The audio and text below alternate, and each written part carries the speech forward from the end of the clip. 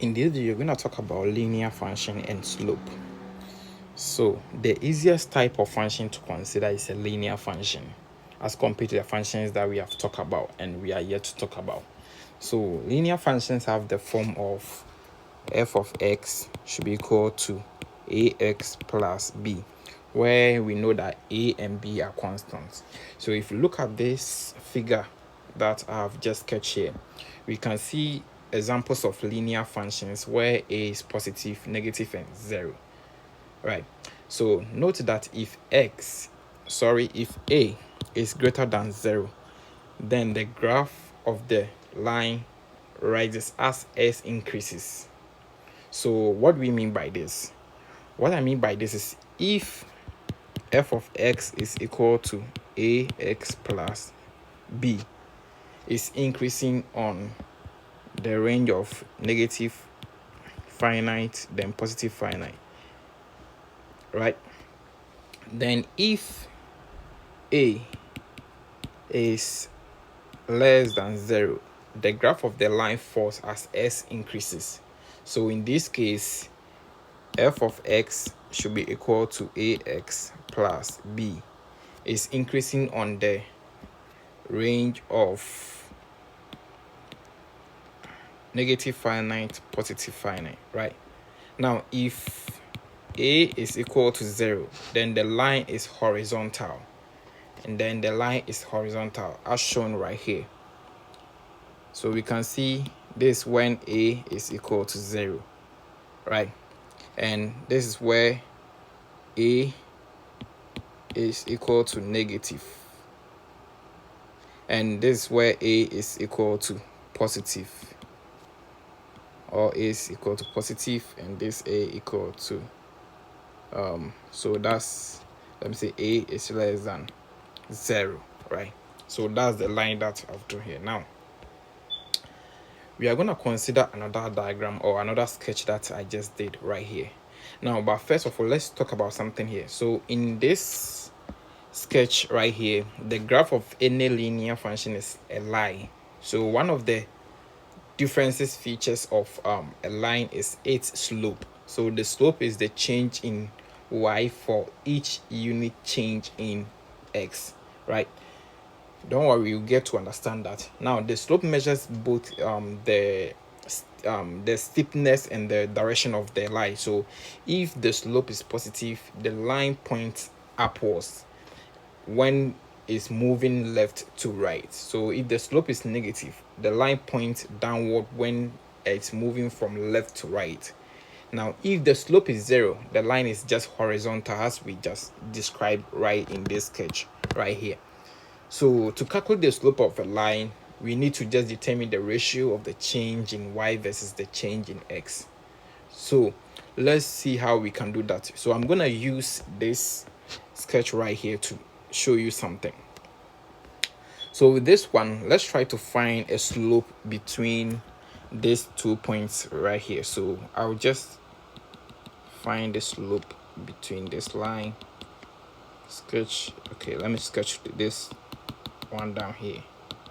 So to find the slope of this, they say that's change in y. So that's y2, y1 on x2, x1, right? So with this one, what is y2? So we can take the y. So here, if you take y2 to be this one should also be x2. If you take x1 to be this one should be y1, right? So let's do it. So that will be 9 minus the y1, which is y1 is 3, then x2 is 5 minus 2, and the answer is 2. So the slope here is 2 right here. So you can determine the slope from the graph given to you. Another one, we can also determine the slope. Let's try to do with this one. Okay, let me sketch from here to this point. So you can pause the video and try to do this one and see. So with this one, I will take this one to be my y2, then x2, then x1, then y1. So we'll have y2 minus y1 on x2 minus x1, right? Where we have our y2 to be 5 then y1 to be 1, then we have x2 to be 3, then x1 to be 1. So we have 4 on 2. So 2 will go into 4, 2. Then we have m to be 2. So that's what we are talking about here. So now let's look at the definition for this one. So when we consider a line passing through a point xy and x2, x2, so we have x1, y1, and s2, y2. These are line, or these are points where the line L is passing through. So let change in y to be equal to y2 minus y1, and change in x to be x2 minus x1 denotes the changes in y and x respectively. So the slope of the line will be m. So we use m to denote the slope should be equal to y2 minus y1 on s2 minus x1. That's what we are talking about here. So we now examine the relationship between slope and the formula for a linear function. So when we consider the linear function given by the formula f of x, which is equal to ax plus b. So as we talk about it earlier on, as we discussed earlier on, we know the graph of a linear function is given by a line. So we can use the definition of a slope to calculate the slope of this line. So now we can determine the slope by calculating the y2 minus y1 on x2 minus x1, which is equal to change in y on change in x for any points x1, y1, and s2, y2 on the line. So evaluating the function, which is f, at x to be equal to 0, we will see that 0b is a point on this line. So evaluating this function at maybe x equal to 1, we will see that, so when we are evaluating a function where x is equal to 0, we will see that 0 comma b is on the line. And evaluating a function where x is equal to 1, we will see that we will have 1 comma a plus b is also a point on this line. So therefore the slope of this line will be equal to a plus b minus b on 1 minus 0 should be equal to a. So we have shown that the coefficient of a is the slope of the line right here. If you understand it very well, what I'm talking about here. So let me go over again. So what I'm saying is here is that if you are evaluating a function at x equal to 0, we will see that the point, we will have a point of 0 comma b, and this point is on the line. Let's put this one aside. Now if you are to evaluate another point where, or evaluate another function where x is equal to 1, right, we will see that we will have a point of 1 comma a plus b also on this line. So therefore what will be the slope if you're having this 2 points right here? So let's say these 2 points are on the line. So we have our points 0 comma b and 1 comma a plus b. So let's find a slope of this one. So let's choose this one to be our y2 and this one to be our x2, and we have this to be x1 then y1, right? So we have y2 minus y1 on x2 minus x1 equal to the slope right here. So with this one, let's put our y2 here. So that's a plus b minus our y1, which is b, on our x2 is 1, then our x1 is 0. So when we do it, we should get a plus b minus b on 1, where we will have the negative b cancel positive b, then we'll have a on 1, which is equal to a, right? So we have shown that the coefficient of a is the slope of the line, right? So we can conclude that the formula, given the formula f of x should be equal to ax plus b, describe a line with a slope of a. So furthermore, because this line intersects the y-axis at a point of, let's take a point of maybe a point of 0b, we can also conclude that f of x is equal to ax plus b. Tell us the slope a and the y-intercept of 0 comma b. Now for this line, now since we use the symbol m to denote the slope of a line, we can write replace the a with m. So we can also write it as f of x to be equal to mx plus b to denote the slope intercept form of a function. So this one right here is called, or I'll call it the slope intercept form of a linear function. That's how I'll call it, right? Now, sometimes it's very convenient to express a linear function in a different way. For example, suppose the graph of a linear function passes through the point x1 then y1 and the slope of, so let's take the slope to be m as we said. Then since any other points, let's say we have since any other point of x comma f of x, right, which is also known as the y, but we can use f of x to replace that on the graph of a function, must satisfy the equation m should be equal to f of x minus y1 then x minus x1. All right, so we can put in this form. So this y1 and this x1. So this linear function can be expressed by writing, let's bring the so we have f of x minus y1 should be equal to m multiplying x minus x1. So we call this equation as the point slope equation. So this is a point slope equation.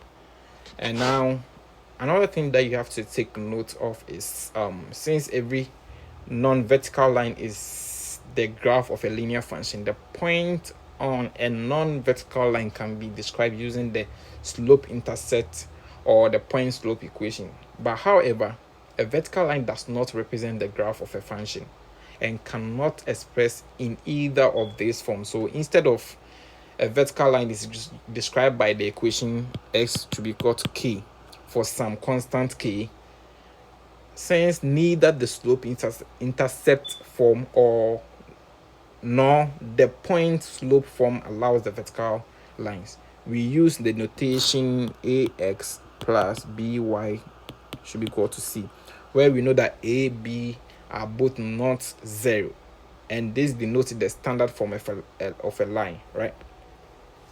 So let's try to summarize all this thing down right here. So when we have the first thing that we talk about, when we have a line passing through a point of x1 y1 with a slope of m, the equation of the line will be y minus y1 should be equal to m x minus x1, right? So, and this is the point slope for the line, right? So we consider a line with a slope of m and intercept 0b. So when we consider that one, so let's put this one aside. So if you have a point of x1 y1 and the slope, this is how to find the equation of the line. And another one is when we have the slope, which is m, and an intercept, specifically the m-intercept. Let me just put it that way, specifically the y-intercept. and the y-intercept, right, which is 0 comma b. Now the equation will be equal to, the line of the equation will be equal to y should be equal to mx plus b, where we know our b, we know our m, and we know our x. The x is right there, and this one is what we call the slope intercept form, right? Now let's talk about another one where we have the standard form of a line, right, where we are giving ax plus by should be equal to c, where we know a and b are not 0. So a and b cannot be equal to 0 right here. And this is the more general because it allows for vertical line, which is x equal to k, right? So let's solve some examples right here for you to understand it very, very well. So let's consider a point 11,4 and -4,5, right? So let's consider that. So we can also plot this one on there. So let me try to plot it, just a sketch for you to understand. So let's say I have my first one here, -4,5, and my another one right here, let's say the 11,4, and the line passes through, right? Now we are going to find the slope of this line right here. So first of all, let's find the slope of the line. So the slope of the line,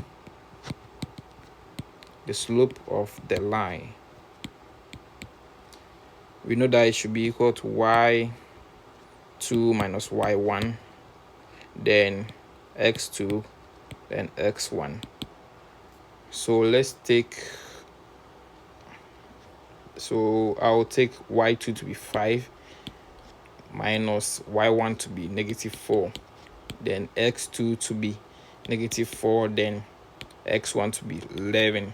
Then I'll have -9 on 15. So when I simplify, I should get -3 on 5, right? So that is the slope. The slope is -3 on 5, right? The next thing, that let's find the equation for this line function in the point slope form, right? Now to find the equation for the line function in a point slope form, we use the slope that we just found in A. So we know that our slope is -3 on 5, and choose any point on the line. So for me, I'll choose 11 on, I'll choose 11 and -4. You can choose any point on the line. You can either choose the first one, which is the -4 and 5, to do it, and you get the same answer, right? So now let's do it. So we know that we have f of x plus our y. What is our y here? We know that, let me teach you something right here. Here is negative, so we have -4, right? Should be equal to -3 on 5, then x minus 11. That's the x, right? And this is the y. So that is that. So when you do it, you should get f of x plus 4 should be equal to -3 on 5 x minus 11, right? That is that. You can leave it like this. For me, I'll leave it like this, and it is correct. So see, let's try to find the equation for this line in the slope intercept form and see what we can get from here. So with the slope intercept form, so with this one, to find the equation for the line in the slope intercept form, we solve the equation in part B, right? Let's solve the equation in part B to get that. So to solve the equation in part B, you have something like f of x plus 4 should be equal to -3 on 5 x minus 11, right? So let's just take the 5 away, right? So here what we are supposed to do is to make fx the subject. Let it stand alone. Let's make fx the subject. So how do we make fx the subject? How do we do that? So have f of x should be equal to negative 3. So okay, let me try to do something right here. Okay, let me leave the 4 right now. Then let me solve this. So I have negative 3 on 5x, then plus 33 on 5, right? Then I'll have f of x to be equal to negative 3 on 5x plus 33 on 5 minus 4, right? Then I'll have f of x should be equal to negative 3 on 5x. Then when I do this, I should get plus 13 on 5. So this is the answer for the C. And this is the end of this video. Thank you for watching.